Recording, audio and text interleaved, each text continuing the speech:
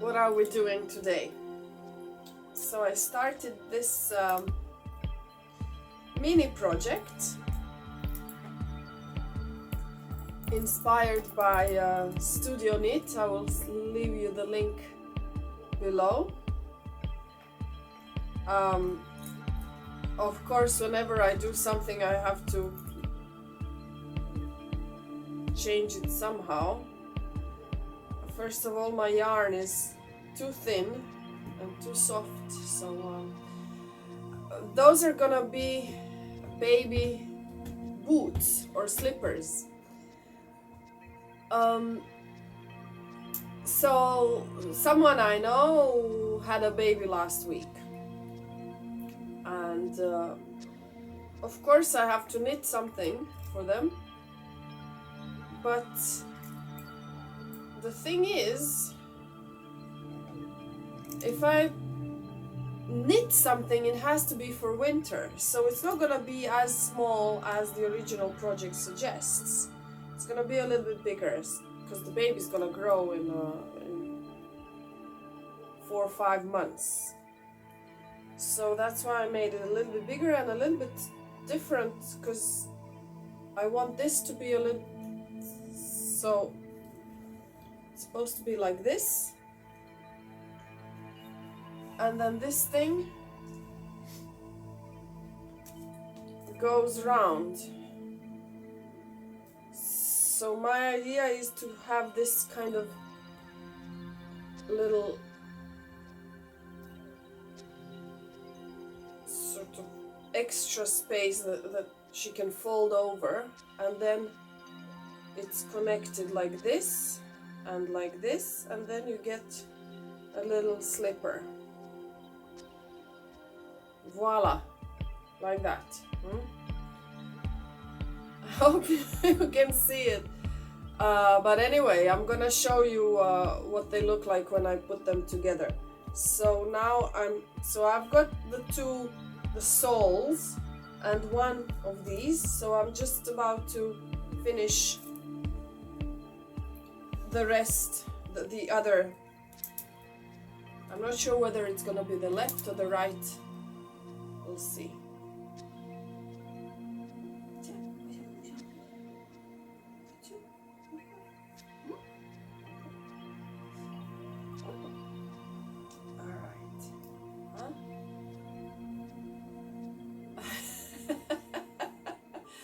Lupe, andiamo giusto forte.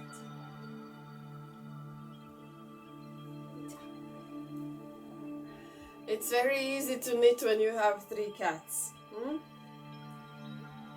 It's a little bit of a challenge.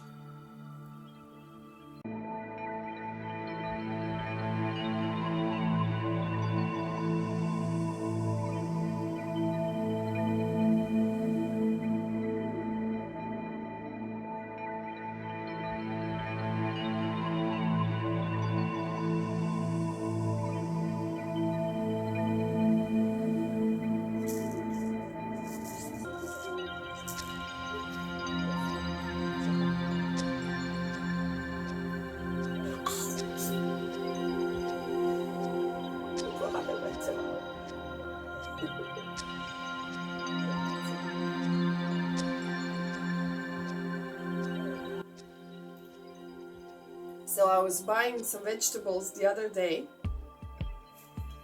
and the guy in the supermarket who usually weighs the vegetables and gives you the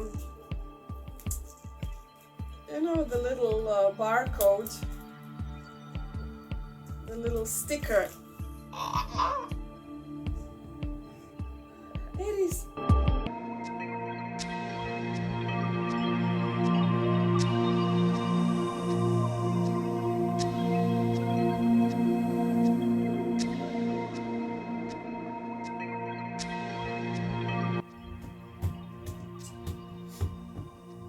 So the guy who usually does that was not there, of course, they're sometimes busy. And the guy who actually weighed my vegetables was the the fish guy, the guy. So next to the vegetable stand, there's like the fish department. I don't know what they call it, section. Ow! Ow!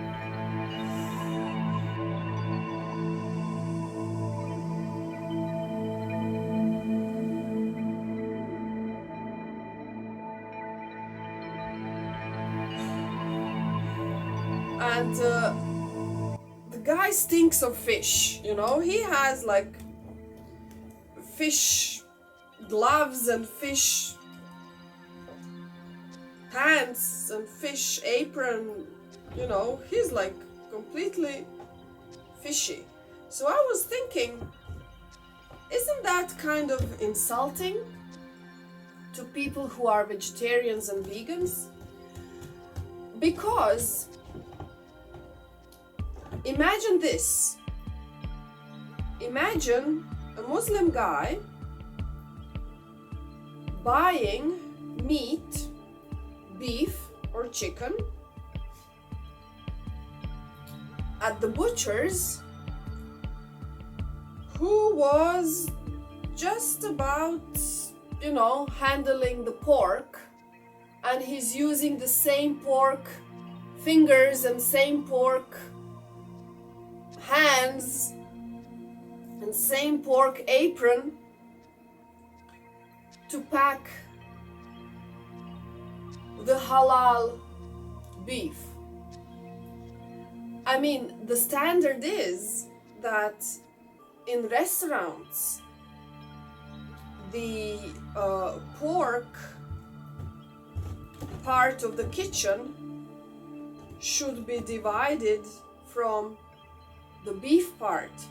You're not even allowed to use the same knife when you are preparing, when you're doing the mise en place. You're not allowed to use the same knife for pork and beef or chicken.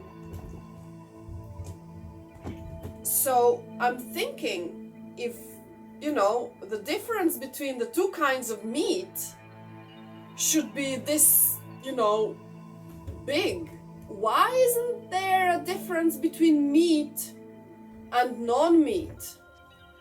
Shouldn't that be kind of a standard? I mean, Jains or, you know, Hindus, vegans even, they don't want the stink of fish on their vegetables. Isn't that kind of at least common decency to wash your hands and change the apron at least? I don't know how.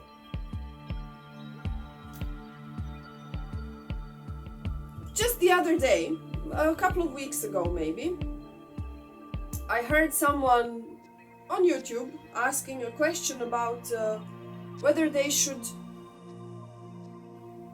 make sure that their vegan child is not eating from the pan where they fry bacon, for example. So if the parent has this idea, my parents didn't have this idea. When I didn't eat meat, they were like serving meat.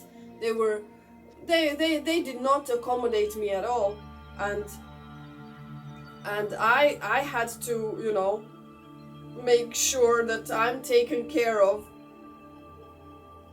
which I'm doing now as well. If they make something with meat, it would be rude from me to say no, I'm not gonna eat it.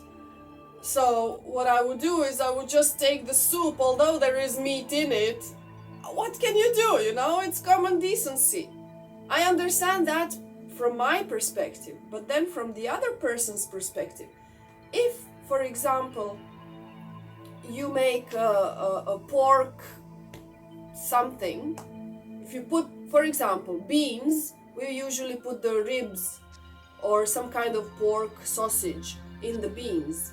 The Muslim person would not eat that because pork was inside. The Muslim person would not eat the beef that you cut with the same knife that you cut the pork with. So why wouldn't a vegetarian person or a vegan person be met with the same standard? Why are we still kind of being weird to, oh, you're not eating meat? Come on, there are almost a billion of people in the world who don't eat meat. I mean, not the whole of India, because India is, partly Muslim, partly Christian, partly something else. But it's normal not to eat meat, and it's normal not to kill animals for food. So why wouldn't there be some kind of common decency, at least in public places, to, acknowledge that, okay, your whole lifestyle is about not including animals in your food chain, and we respect that. But this is not the case, right? The case is there for the pork and the Muslims, but not for the meat and the vegetarians. So I was just thinking about that, and I always, whenever I go to that supermarket, the fish is just next to the vegetables, and of course meat is just around the corner. And I'm thinking, don't they think that, in the same way that they want to be treated, why don't you treat the others the same? Or maybe they're not aware of the fact that there are people who don't eat meat. But I know Muslims who don't eat meat. I know Muslims who are vegan, not only vegetarians. And this exists. And there's no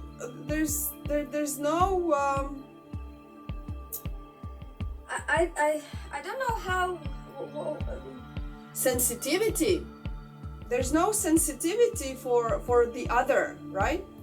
But at the same time, and this is where my idea comes from, at the same time they demand the same sensitivity for themselves, but they don't give it to the others. It's a little bit weird. I don't know whether this is going to be in a few years, if this is going to be like a normal thing, that a person who serves fish is not allowed to serve vegetables and fruit. I'm not sure. I hope they're gonna become at least aware of the fact that someone might get a little bit I don't get offended. I just wonder about the other person's level of awareness. That's what I'm wondering about. I don't care so much. I know I'm not gonna die. I mean, I do buy, sometimes I do buy chicken for the cats. I am aware of the fact that the animals are still a part of our food chain, indirectly or directly, but and I'm not a radical vegan or something, but I was just wondering how come in the same area of life you are aware of one side of the mirror, but you're not aware of the other side of the mirror. Okay, I've still got a few more rows to go, and I'm gonna stop the video here, and I'm gonna resume when I put them all together, just to show you the slippers. Bye! And here are the little boots. They're very soft, so they feel more like, I don't know, slippers. Yeah. So you can actually turn this up or down, and this is what they look like. I think they're very nice, but I made them bigger on purpose so that the baby can wear them in winter. And I think that Lupe likes them too. So I've already got something else knitting. Oh no! No, don't do this.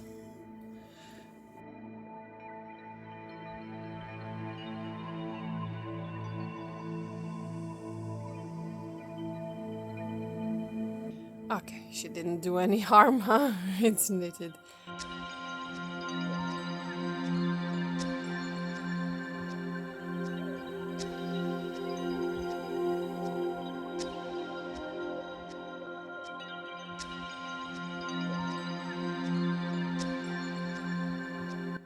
Before Lupe grabs them again. That's it. See you in the next video!